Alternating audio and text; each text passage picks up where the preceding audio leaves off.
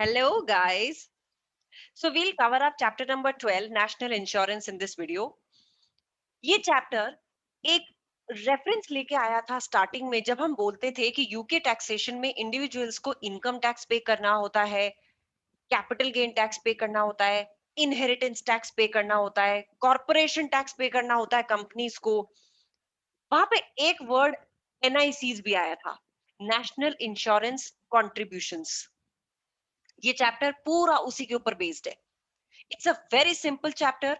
मैंने पीपीटी में इसमें सिर्फ रेलेवेंट आइटम्स, रेलेवेंट पोर्शंस ही लिए हैं ताकि आप बहुत ज्यादा अननेसेसरी प्रोविजंस और अलग अलग चीजों में कंफ्यूज ना हो जाएं।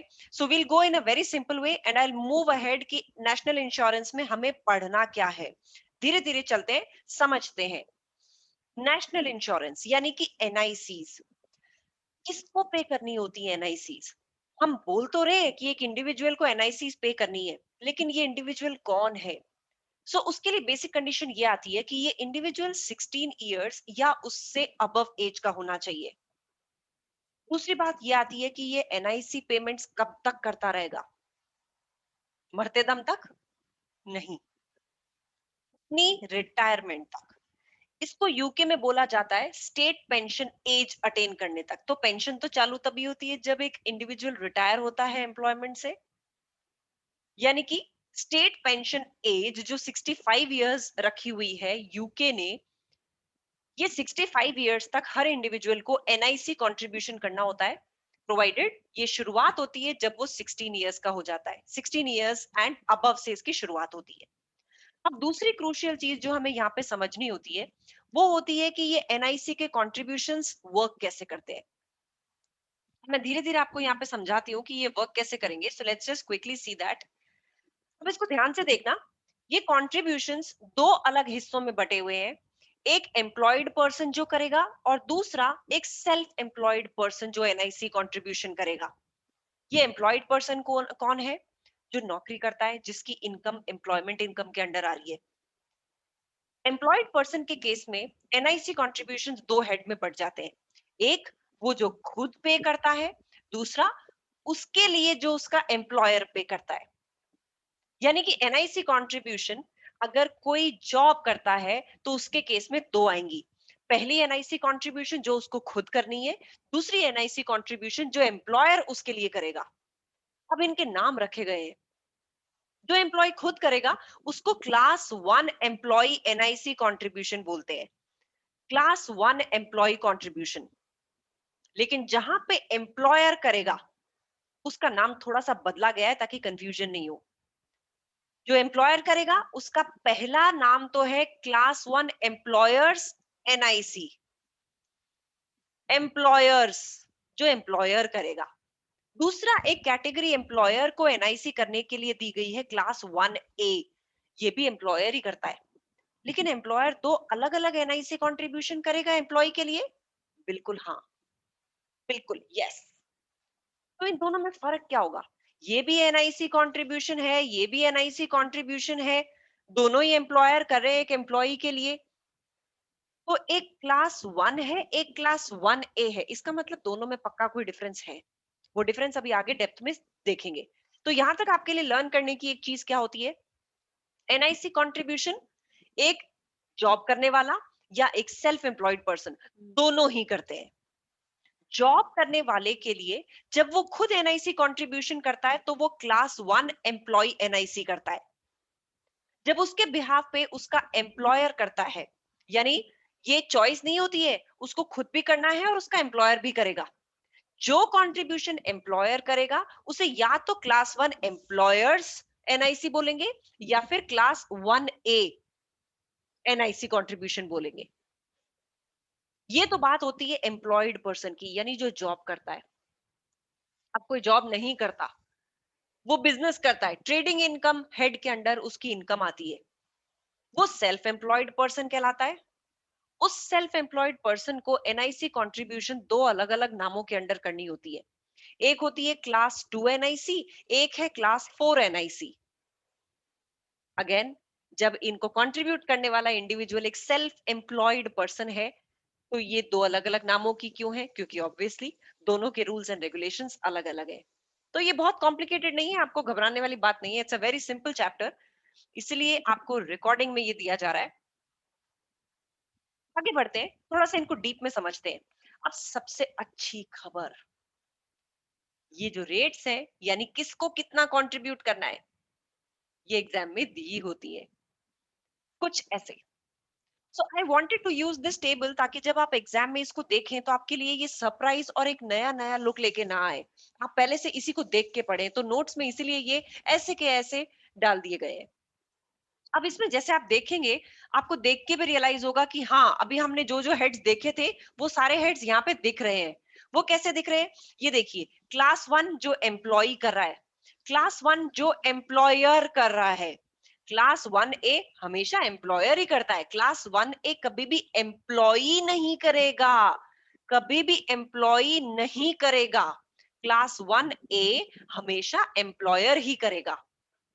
क्लास टू और क्लास फोर ये सेल्फ एम्प्लॉयड इंडिविजुअल्स करते हैं, सेल्फ एम्प्लॉयड इंडिविजुअल्स।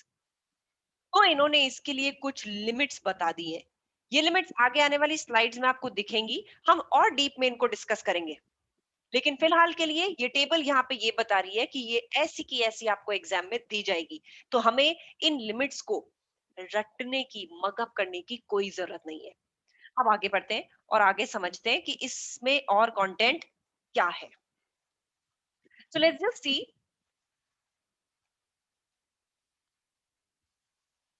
अब ये जो टेबल आई इसके बाद में हम क्लास वन एनआईसी की बात करते हैं।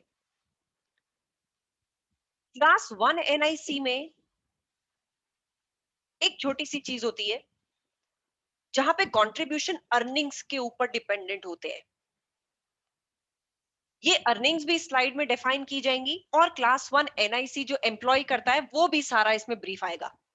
तो पहला पॉइंट इसमें ये देखते हैं, क्लास वन एनआईसी को प्राइमरी कंट्रीब्यूशन कहा जाता है क्योंकि एम्प्लॉय डायरेक्टली इसको खुद करता है। ये 2 नंबर में आ सकता है कि प्राइमरी कंट्रीब्यूशन कौन सा होता है। अब दूसरी बात जो आती है, क्लास वन एनआईसी किस बेसिस पे होगी, तो ये ग्रॉस अर्निंग्स के बेसिस पे होती है, यानी एम्प्लॉई की ग्रॉस अर्निंग्स के बेसिस पे। ध्यान रखने की बात इसमें यह है कि ये जो अर्निंग्स की हम बात करेंगे इसमें से कोई भी डिडक्शन अलाउ नहीं किया जाता, यानी हम इन अर्निंग्स को नेट नहीं लेते, ग्रॉस लेते हैं। ग्रॉस मतलब कोई भी अमाउंट माइनस किए बिना। अब मैंने ये तो बोल दिया कि डिडक्शन नहीं देना, सिर्फ कमाई कमाई लेनी है, तो कमाई में क्या सब कुछ ले लेना है? नहीं, आपको इसकी अर्निंग्स में दो चीजों का ध्यान रखना है। रेम्यूनरेशन में जो भी आइटम्स टैक्सेबल हैं आपको वही अर्निंग्स में लेने हैं, प्रोवाइडेड वो कैश में पेड हो या फिर उनका पेमेंट इन एसेट्स के रूप में हो जो इजीली कन्वर्टेबल इनटू कैश हो। तो इस पॉइंट को ध्यान से सुनना। क्लास वन एनआईसीज प्राइमरी कॉन्ट्रीब्यूशंस कहलाते हैं। दूसरा, इनका बेसिस यानी कैलकुलेशन जो हम करेंगे वो किस बेसिस पे करेंगे, एम्प्लॉय की ग्रॉस अर्निंग्स के बेसिस पे। एम्प्लॉय को इन अर्निंग्स में से कोई डिडक्शन नहीं मिलेगा, यानी हमें ये ग्रॉस लेनी है। ग्रॉस डिडक्शन देने के बाद तो वो नेट बन जाती, लेकिन हमें नेट नहीं लेनी है, ग्रॉस अर्निंग्स लेनी है। अब अर्निंग्स में मैंने बोला कि डिडक्शंस तो नहीं देने, ग्रॉस लेनी है, लेकिन ग्रॉस में क्या लेना है, क्या सारी इनकम्स लेनी है? तो उसका जवाब आता है नहीं। आपको इसमें दो तीन चीजों का ध्यान रखना है। पहली चीज, रेम्यूनरेशन में सिर्फ टैक्सेबल वाले अमाउंट्स ही लेने हैं, यानी जो अमाउंट्स एग्जेम्प्ट हो गए या अलाउएबल हैं वो नहीं लेने।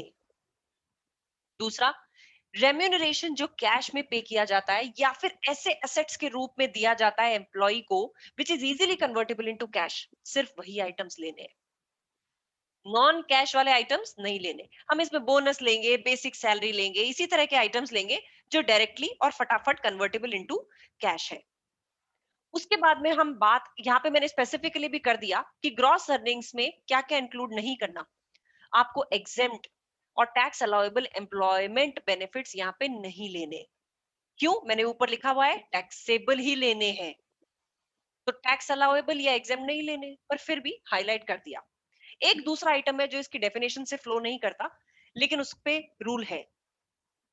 ये जो एएमएपी हुआ करता था, माइलेज अलाउंस, अगर एम्प्लॉयर से वो मिलता है किसी एम्प्लॉय को 45 पेंस पर माइल तक का, तो इस पे एएमएपी का क्लॉज नहीं लगाना है। अगर 45 पेंस पर माइल तक का है उसको नहीं लेना, वरना ले लेना है। यानी सीधा सीधा अगर 45 पेंस पर माइल तक का आपको माइलेज अलाउंस मिलता है कंपनी से, आप एम्प्लॉय हैं, तो ग्रॉस अर्निंग्स में इस अमाउंट को नहीं लेना, 45 पेंस से कम हो या फिर 45 पेंस तक हो। लेकिन 45 पेंस से ऊपर जाते ही आपको ग्रॉस अर्निंग्स में इसको भी जोड़ लेना है। यानी ये उस तरह का कैश अलाउंस हो गया या उस तरह का कैश बेनिफिट हो गया जो एक तरह से आपको छूट की तरह दिया गया है, अलाउंस की तरह दिया गया है, डिडक्शन की तरह दिया गया है कि अगर 45 पेंस तक का है तो इसको एनआईसी कैलकुलेशन में मत इंक्लूड करो। आपके लिए बेनिफिट हो गई, रिलीफ हो गया, लेकिन इसको स्पेसिफिकली याद रखना। उसके बाद में एक और आइटम आता है जो यूजुअली आपको यहाँ पे बहुत ज्यादा दिखेगा नहीं यूज होता हुआ, पर फिर भी आई जस्ट थॉट कि ठीक है याद रहे तो रखिएगा। डिविडेंड्स को एनआईसी में नहीं लिया जाता है। कई बार क्या होता है, डायरेक्टर्स होते हैं, कुछ शेयर होल्डर्स होते हैं या फिर कुछ एम्प्लॉयज होते हैं जिनके पास आपके शेयर्स होते हैं, कंपनी के शेयर्स होते हैं, अब उनको डिविडेंड दे दिया, तो क्या डिविडेंड को भी रेम्यूनरेशन पेड इन कैश लिया जाएगा? नहीं। वैसे तो सिंपल लॉजिक है, इसलिए नहीं क्योंकि डिविडेंड आपके एम्प्लॉयमेंट की वजह से आपको नहीं मिल रहा है। डिविडेंड मिलने का कारण है आपकी शेयर्स में ओनरशिप, वो एक कारण ही अलग हो गया। पर फिर भी बिकॉज यहाँ पे एक अलग से नोट इसका दिया गया था बुक में, मैंने इसको यहाँ पे हाईलाइट कर दिया है। तो ध्यान रखिएगा, रेम्यूनरेशन में डिविडेंड भले ही कैश में आया हो, आप वो नहीं ले सकते हैं एनआईसी में। अब यू वोंट टेक दैट क्योंकि वो आपका रेम्यूनरेशन का पार्ट नहीं है, that is coming because of the ownership of shares which you hold. इसलिए डिविडेंड को बाहर रखना। अब देखिए अब आता है इसमें एक इलस्ट्रेशन 3 जो आपको काफी क्लैरिटी देगा कि एग्जैक्टली हम यहाँ पे करना क्या चाह रहे हैं। Leah and Ariel are employed by Garden Groans Limited and pay both pay into the companies occupational pension scheme. ये दोनों के दोनों एम्प्लॉयज कंपनी की पेंशन स्कीम में अमाउंट कंट्रीब्यूट करते हैं। Their remuneration for the tax year 2021 is as follows. लिया की सैलरी, एरियल की सैलरी दोनों की दे रखी है। बोनस सिर्फ एरियल के केस में है, कार बेनिफिट सिर्फ एरियल के केस में है।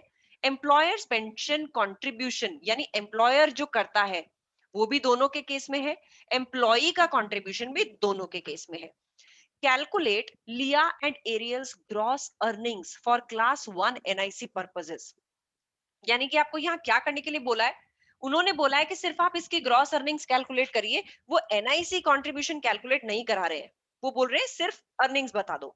तो एक एक आइटम देखते हैं। अर्निंग में फिर से बोलूंगी, फिर से याद दिलाऊंगी क्या करने वाले थे हम, कैश वाले आइटम्स या फिर ऐसे एसेट्स जो एम्प्लॉयर ने एम्प्लॉय को दिए हैं which are convertible into cash, सिर्फ वही लेने हैं। जो एग्जेम्प्ट है वो यहाँ पे इंक्लूड नहीं करने, सारे आइटम्स प्लस में आएंगे, कोई डिडक्शन नहीं देना। तो एक एक करके लेते हैं। सैलरी लेनी चाहिए, बिल्कुल लेनी चाहिए, ये तो कैश आइटम है दोनों के केस में, तो दोनों के केस में हम सैलरी लेंगे। क्या बोनस लेना चाहिए? बिल्कुल, ये भी कैश आइटम है, लेकिन लिया को मिला नहीं है, एरियल को मिला है, हम लेंगे। कार बेनिफिट, कार बेनिफिट तो नॉन कैश आइटम होता है, कार दी जा रही है, कैश नहीं दिया जा रहा है। So car benefit is a non cash item, इसको हम नहीं लेंगे। एम्प्लॉयर्स पेंशन कंट्रीब्यूशन, ये बेनिफिट होता जरूर है लेकिन ये एग्जेम्प्ट होता है। Employers contribution to pension schemes is an exempt benefit. तो एग्जेम्प्ट तो हम लेते ही नहीं है, हम तो टैक्सेबल बेनिफिट्स लेते हैं, ये भी गया। अब एम्प्लॉइज पेंशन कंट्रीब्यूशन, एम्प्लॉई जो पेंशन कंट्रीब्यूशन कर रहा है वो तो अपनी तनख्वाह से ही कर रहा है ना, 30,000 में से 55,000 में से, तो इनको अलग से ऐड नहीं करना, ये अलग से कमाई नहीं हो रही है, एम्प्लॉई ने अपनी सैलरी में से ही पेमेंट किया है इसका, तो इसको अलग से नहीं लेना। यानी मेरे पास रेलेवेंट अर्निंग्स लिया की कितनी आ गई, 30,000, एरियल की कितनी आ गई, 55,000 प्लस 4,000। ये दोनों की आपके पास ग्रॉस अर्निंग्स आ गई। Gross earnings for class 1 NIC calculation. ठीक है, सो क्लास 1 एनआईसी के लिए जो ग्रॉस अर्निंग्स चाहिए वो 30,000 लिया की होती है और 59,000 एरियल की आ जाती है। This is how you calculate the earnings. तो ग्रॉस अर्निंग्स का इसमें सबसे बड़ा खेल था। बाकी हम एक बार आगे देखते हैं कि और इसमें आगे कैलकुलेशन कैसे बढ़ती है। क्लास 1 एनआईसी कंट्रीब्यूशन पे आते हैं। अर्निंग्स तो समझ लिया। अब एक कंडीशन इसमें ये थी कि क्लास 1 कंट्रीब्यूशन वो इंडिविजुअल करेगा who is employed in UK, यानी कि उसको यूके में एम्प्लॉयड होना जरूरी है। अब सवाल आता है कि पेमेंट कितने का होगा। जो मैंने आगे लिखा था, एक टेबल भी पूरी आई थी, ये एग्जाम में दी होगी पूरी टेबल, कितना पेमेंट होगा। ये मैंने सिर्फ एक्सट्रैक्ट लिया है क्लास 1 एम्प्लॉय कंट्रीब्यूशन का उसी टेबल में से। यानी कि अगर मैं यहाँ पे धीरे धीरे इसको समझाने की आपको कोशिश करूं, ये क्या है। अगर ग्रॉस अर्निंग्स, अगर किसी एम्प्लॉय की ग्रॉस अर्निंग्स पर टैक्स ईयर 9500 पाउंड्स तक है, तो एनआईसी कंट्रीब्यूशन उसको देना ही नहीं है। तो फेयर इनफ। ये तो बहुत एक सबसे बेस, सबसे नीचे कमाने वाला एम्प्लॉय हुआ।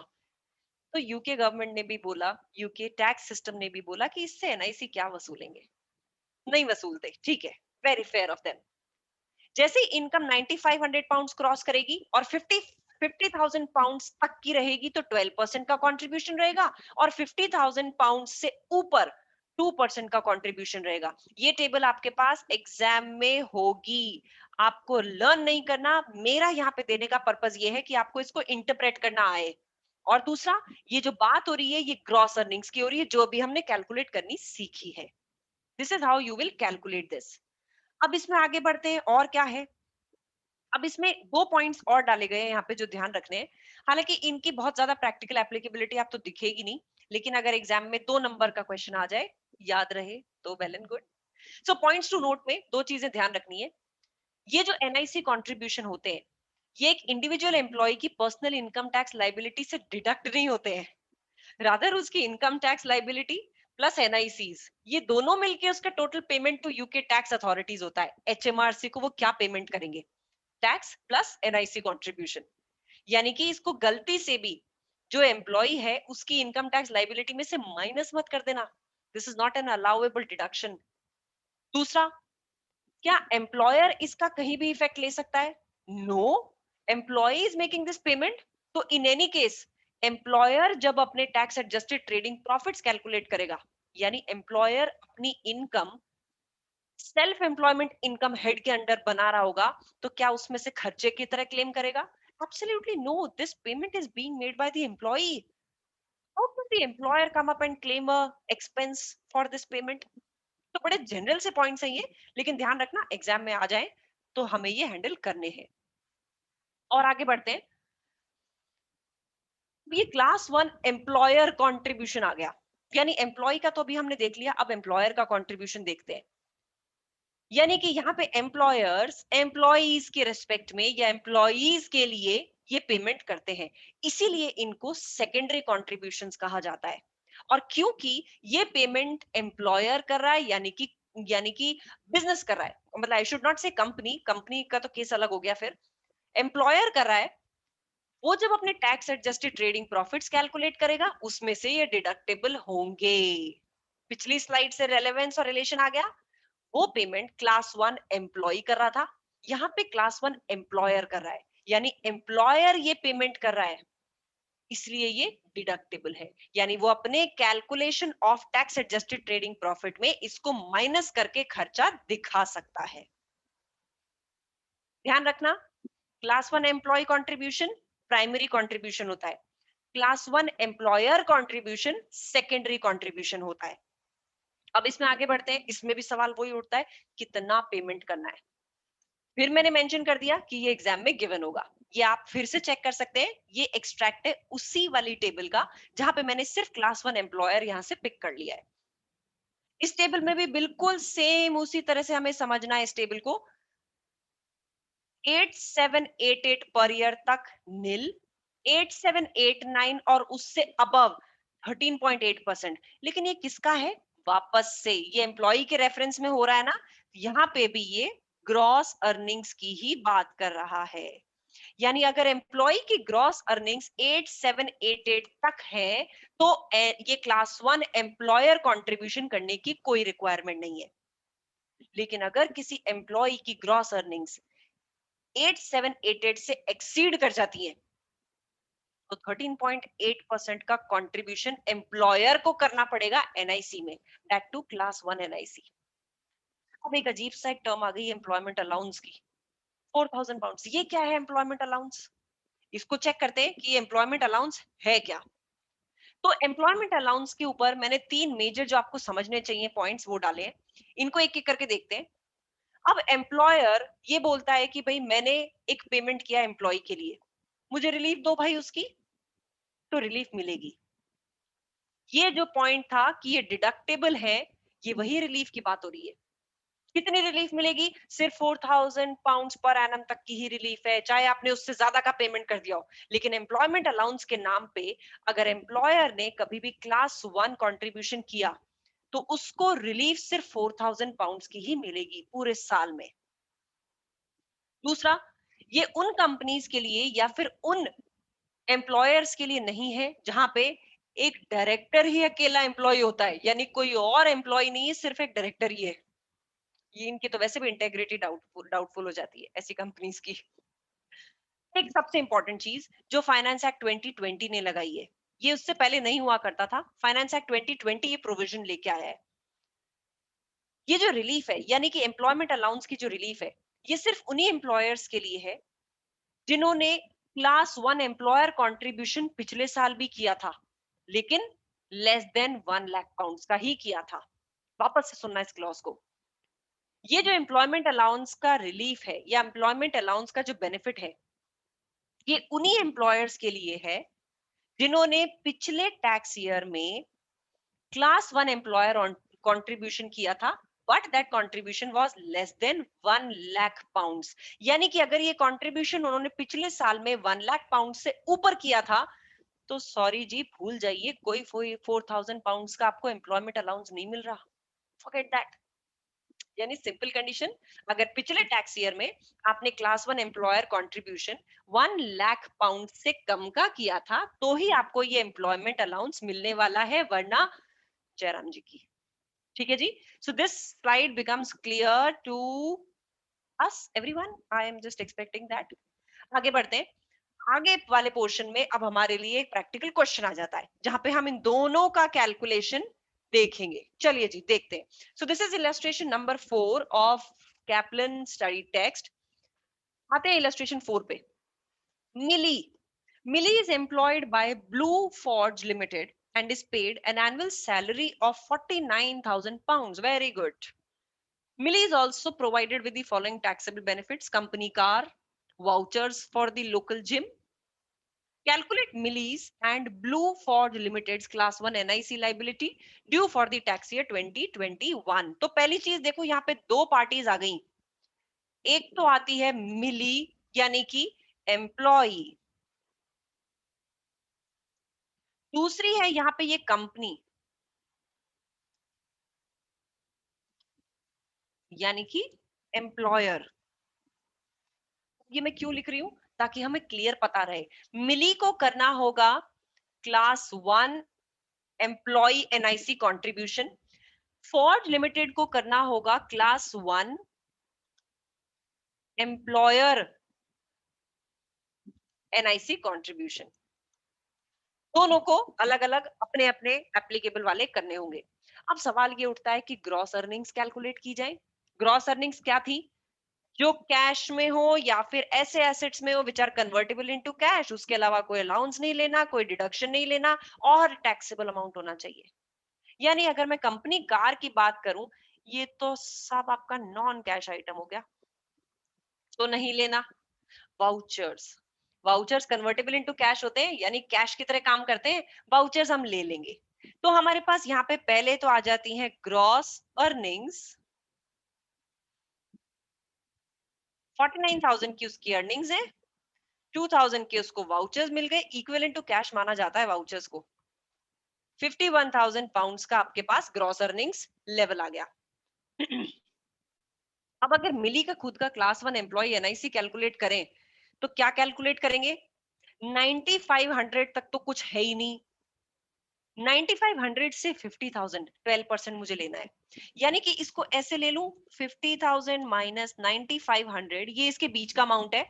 इस पे मुझे 12% का एनआईसी कंट्रीब्यूशन मिली का कैलकुलेट करना होगा और 50,000 के ऊपर 2%, दैट मींस 51,000 माइनस 50,000, इस पे 2%, ये आता है 4860 और इधर 20, ये आप कैलकुलेट करेंगे 4880 आ जाएगा। इसको रिप्रेजेंटेशन का एक और तरीका है, 9500 तक आप लिखिए 0, फिर आप लिखिए 50,000 माइनस 9500 12% एंड देन 51,000 माइनस 50,000 2%। आप इसको इस तरह से भी कर सकते हैं, पर बात एक ही है।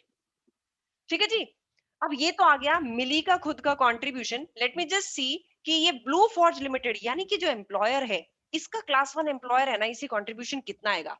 तो ये तो बड़ा सिंपल सा ही था, 8788 तक तो इनका होता ही नहीं है, उसके ऊपर जितनी भी ग्रॉस अर्निंग है एम्प्लॉय की, उस पे 13.8% लग जाता है। आप इसको रेट को चेक कर सकते हैं, यानी कि 51,000 माइनस 8788 पे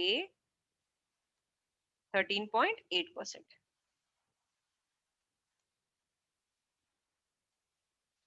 ये कंट्रीब्यूशन करना होगा ब्लू फॉर्ज लिमिटेड को और 4880 का कंट्रीब्यूशन होगा मिली की तरफ से।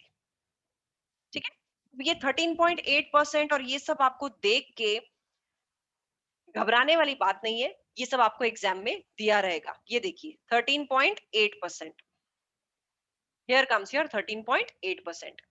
ठीक है, तो ये 13.8% सीधा सीधा हम यहाँ पे कैलकुलेट करके we will just use that rate और हम इसको क्वेश्चन को पूरा का पूरा। अब प्रॉब्लम ये है कि पूरा का पूरा यहाँ तो हमने क्वेश्चन कर दिया, यू मस्ट बी फीलिंग कि भाई ये तो सारा का सारा जो हमने किया, ये कोई क्वेश्चन ही नहीं बनता इससे तो। बिल्कुल आप ठीक कह रहे हैं, कोई क्वेश्चन नहीं बनता, तो एग्जाम क्या करेगा, एग्जाम में आपको इसका एक बड़ा क्वेश्चन देगा और उसमें से आपको बोलेगा कि आपका एक छोटा सा पोर्शन एनआईसी कैलकुलेशन का है, यानी वो पूरी इनकम कैलकुलेट कराएगा और फिर आपसे एनआईसी कंट्रीब्यूशन कैलकुलेट कराएगा। That will simply go this way. ठीक है जी, नाउ लेट्स मूव अहेड।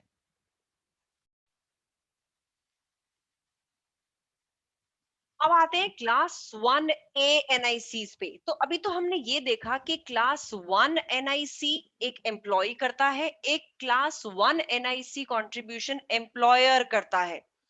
तो यहाँ पे अब मेरे पास क्लास 1 ए एनआईसी आती है। वापस से बोलूंगी, क्लास 1 ए एनआईसी कौन करता है, एम्प्लॉयर। तो जहां पे हम ये सोच रहे थे कि यार ये एम्प्लॉयर इसमें करेगा क्या, उसका जवाब अब यहाँ देखेंगे कि एम्प्लॉयर क्लास 1 ए एनआईसी में क्या करेगा। तो क्लास 1 ए एनआईसी साहब आपके सामने आ गई है, ये एम्प्लॉयर करेगा टैक्सेबल बेनिफिट्स पे, यानी कि एम्प्लॉयर ने जो बेनिफिट्स एम्प्लॉय को प्रोवाइड किए हैं, जो भी टैक्सेबल बेनिफिट्स हैं, उनके ऊपर क्लास 1 ए एनआईसी पे हो गया। तो मिल गया जवाब, क्लास 1 एनआईसी एम्प्लॉयर किस पे करता है, कैश में पे किए जाने वाले टैक्सेबल रेम्यूनरेशन पे, जबकि टैक्सेबल बेनिफिट्स के ऊपर एनआईसी क्लास 1 ए के नाम से पे की जाती है। तो दोनों का डिफरेंस बिल्कुल दिमाग में बिठा लेना। क्लास 1 एम्प्लॉई खुद अपनी अर्निंग्स पे करेगा, क्लास 1 एम्प्लॉयर एम्प्लॉई के उस रेम्यूनरेशन पे करेगा जो कैश में दिया गया है, जो टैक्सेबल है, कैश या कन्वर्टेबल इनटू कैश में। लेकिन एम्प्लॉयर तो एम्प्लॉय को कुछ नॉन कैश आइटम्स भी देता है। इसका मतलब उनपे क्या कभी कोई एनआईसी पे नहीं होगी, होगी। वो एनआईसी होगी क्लास 1 ए, जो टैक्सेबल बेनिफिट्स पे होती है। अब यहाँ पे भी कॉन्सेप्ट वही है कि क्लास 1 ए कंट्रीब्यूशन जब एक एम्प्लॉयर ने किया, एक बिजनेस ने किया, तो जब ये बिजनेस या एम्प्लॉयर अपनी टैक्स एडजस्टेड ट्रेडिंग प्रॉफिट्स निकालेगा, क्या इसको वो डिडक्टेबल एक्सपेंस बना सकता है? बिल्कुल बना सकता है। अब ये आता है, ये टेबल में वहां पे जो फर्स्ट दूसरी स्लाइड में था कि एग्जाम में आपको क्या दिया जाएगा, उसमें सिर्फ एक रेट दे रखी थी 13.8%। वो किस पे है, ध्यान रखिएगा, टैक्सेबल बेनिफिट पे। वो आपको एग्जाम नहीं देगा। मैं किसकी रेफरेंस बात कर रही हूँ, आपको एक बार वो दिखा देती हूँ। ये वाली जो टेबल थी, ये वाली में देखो क्लास 1A के पास में इसने रेफरेंस नहीं दिया है कि ये किसके ऊपर 13.8 पे होगा। क्यों? क्योंकि एग्जाम आपको चाहता है कि आपको एटलीस्ट ये ध्यान रहे कि 1A टैक्सेबल बेनिफिट्स पे होता है, जबकि क्लास 1 ग्रॉस अर्निंग्स पे होता है। ग्रॉस अर्निंग्स होती है जो टैक्सेबल कैश या कन्वर्टेबल इनटू कैश वाला रेम्यूनरेशन होता है। क्लास 1A टैक्सेबल बेनिफिट्स होते हैं जो एम्प्लॉयर एम्प्लॉय को देता है। सीधा सीधा उसकी वैल्यू के ऊपर 13.8% अमाउंट आप क्लास 1A कंट्रीब्यूशन का चार्ज कर देते हैं। ठीक है जी, 13.8% on the value of taxable benefits. अब इसका एक क्वेश्चन प्रैक्टिस करते हैं ताकि आपको ये क्लैरिटी आए कि हम एग्जैक्टली अगर केस दोनों का एक साथ आ गया तो हम उसको कैसे डील करेंगे। चलिए जी, लेट्स बिगिन विद दिस। हाँ जी, सो साइमन, ये इलस्ट्रेशन 5 है आपकी बुक का। ये आपको मिलेगा पेज नंबर 397 पे। Simon. So Simon is employed by Dutton Limited at an annual salary of 53,000 pounds. He was provided with a company car throughout the tax year 2021 that had a list price of 15,000 pounds. The car has CO2 emissions of 133 grams per kilometers. Petrol for both business and private mileage is provided by his employer. Calculate the employees and the employer's class 1 and class 1A NIC liabilities due for the tax year 2021 in respect of Simon. तो पहली चीज तो ये हो गई, जब हम class 1 employee contribution निकालेंगे तो हमें क्या चाहिए, सिर्फ और सिर्फ कैश वाली अर्निंग्स चाहिए। तो उसके लिए ग्रॉस अर्निंग्स का हम अमाउंट पहले कैलकुलेट कर लेते हैं। ग्रॉस अर्निंग्स कितने की आएंगी, 53,000 की। बाकी तो सारा का सारा और जो है वो सब बेनिफिट के रूप में आया है, कैश के रूप में नहीं आया है, क्योंकि दो ही चीजें दी जा रही है, सैलरी प्लस इधर कार और ये माइलेज। ये कार और माइलेज तो नॉन कैश हो गए, इसलिए हम ग्रॉस अर्निंग्स में से 53,000 लेंगे। तो क्लास 1 एनआईसीज की बात करते हैं। एक साइमन को खुद को पे करना है और एक Dottin limited will pay.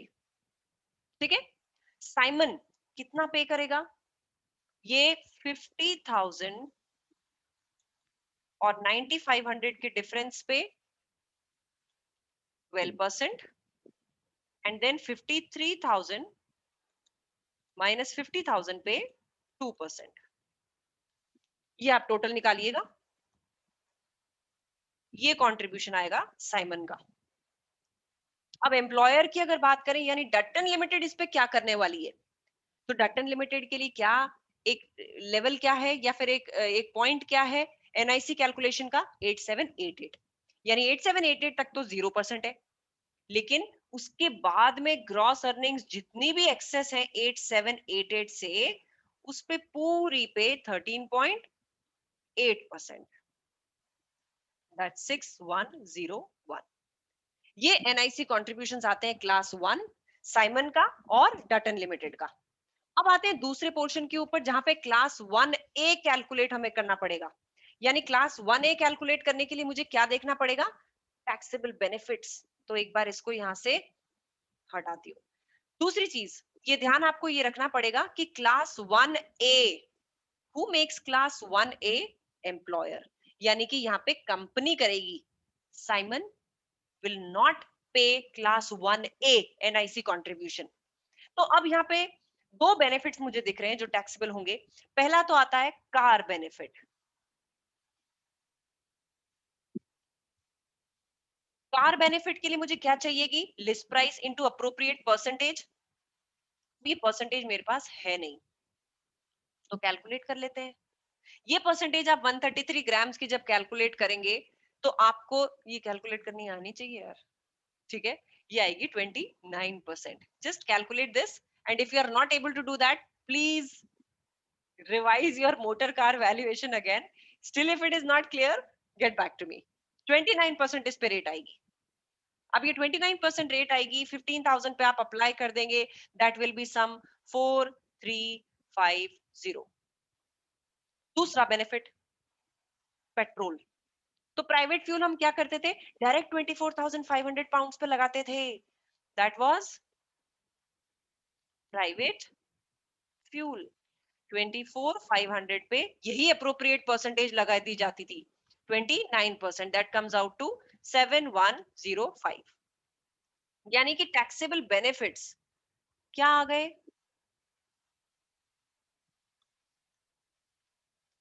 4350 plus 7105, this comes to 11,455। अब क्लास 1 A NIC, इसकी वैल्यू कितनी आएगी, straight 13.8%, whatever is the value of taxable benefit, सीधा। यानी कि क्लास 1 A में कुछ ज्यादा नहीं उलझना है, सीधा 11,455 का 13.8% कैलकुलेट कर देना है। ये कितना आएगा, that's class 1 A NIC contribution which will be made by the employer. Remember, 1A is not done by the employee, it is done by the employer. Employee सिर्फ एक ही चीज करता है, वो होता है क्लास 1 कंट्रीब्यूशन। ठीक है जी, आगे मूव ऑन करते हैं।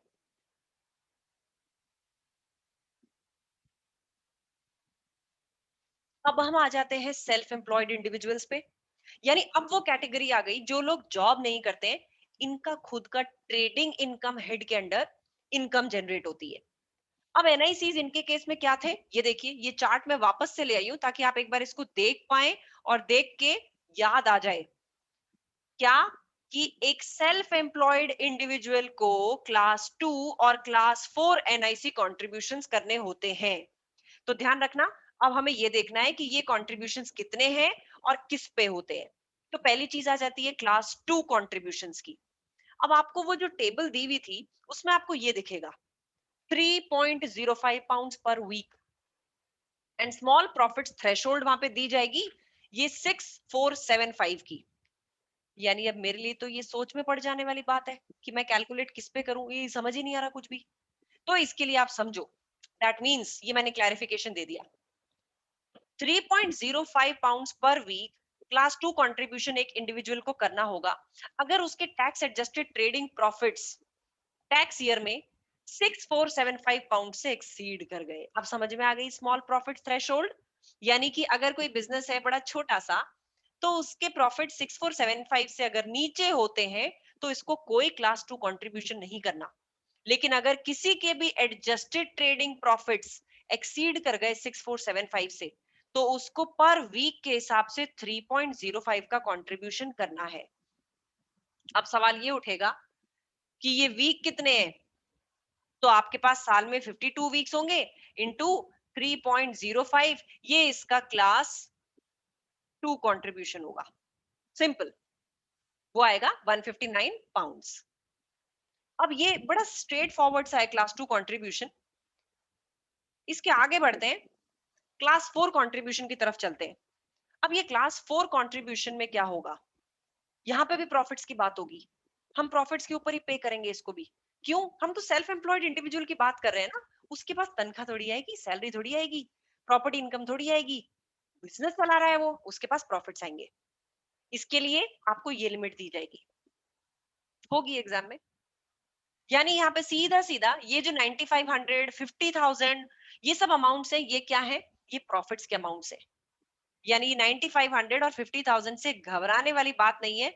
इसको ग्रॉस अर्निंग में बाकी चीजों में कंफ्यूज नहीं होना, these amounts are profits. And what is profit, tax adjusted trading profits after deducting trading losses.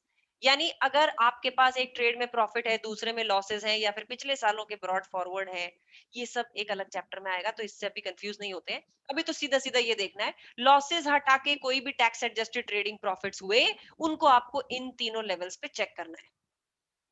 9500 pounds तक कोई क्लास 4 कंट्रीब्यूशन नहीं करना, फिर 9501 से 50,000 पे 9% करना है, और 50,000 के ऊपर 2% करना है। Again I will say you are not suppose to learn them. अब इसको और क्लियरली समझने के लिए क्या करना चाहिए, एक क्वेश्चन करना चाहिए। सो टेस्ट योर अंडरस्टैंडिंग 3 करते हैं।